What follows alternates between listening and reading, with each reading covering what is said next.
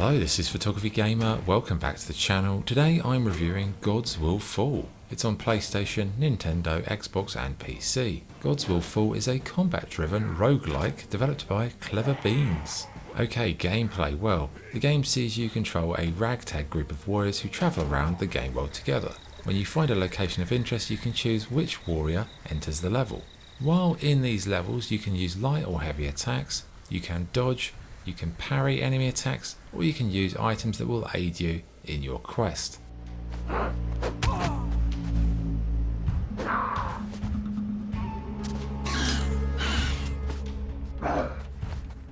However, it's pretty unforgiving in terms of the experience, as each character has one chance. If you are defeated, that character remains trapped in that level, with only a successful run releasing them back to the group. So it's a roguelike, but with multiple characters that act as extra lives. Once they're all dead, it's game over and you've got to start again. The main aim is to find the gods and kill them, but this is not as easy as you'd think. The biggest criticism of this game would be the combat system. Sadly, you can't lock on to any of your enemies, nor can you block or aim in a direction, in the way that you would in, say, a twin stick game. This makes general combat and boss fights incredibly frustrating, and it kind of ruins what is a game full of really good ideas.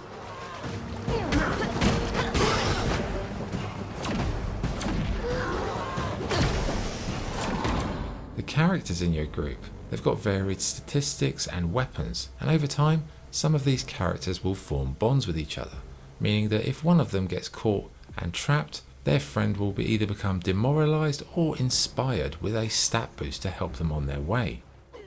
One issue I have with the game is it's marketed as a Souls-like, but it's not a Souls-like at all. It's a roguelike, pure and simple.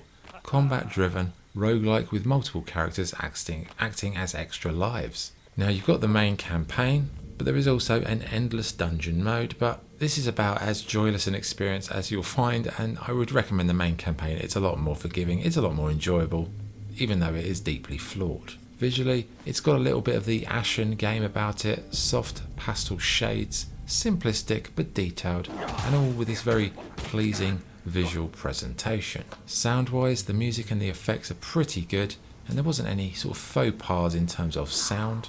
The good and the bad points. What's good? It's full of interesting ideas, the visuals and sound are pretty good, and it can be satisfying when you do save your captured friends. Bad points. The lack of blocking or lock-on features in the combat essentially ruins the entire game.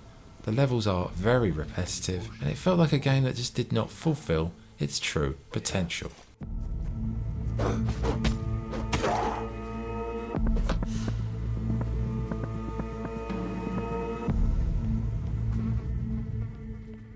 Okay, verdict. Gods Will Fall is a game with interesting ideas and a structure that makes it slightly more palatable in the roguelike genre. Sadly, the combat system is very disappointing, and this is not an issue that you can get round. Every moment of combat is hindered by the game lacking a block function, a lock-on ability, or even a twin stick method. If these had been included, this really could have been fantastic, but in the current state, it's just a missed opportunity. Would I recommend it? No, not really. It's a shame, there was so much potential here, and I do like the idea of a roguelike in a group, and maybe another developer can take this idea, refine it, and improve it, but not here, I'm afraid.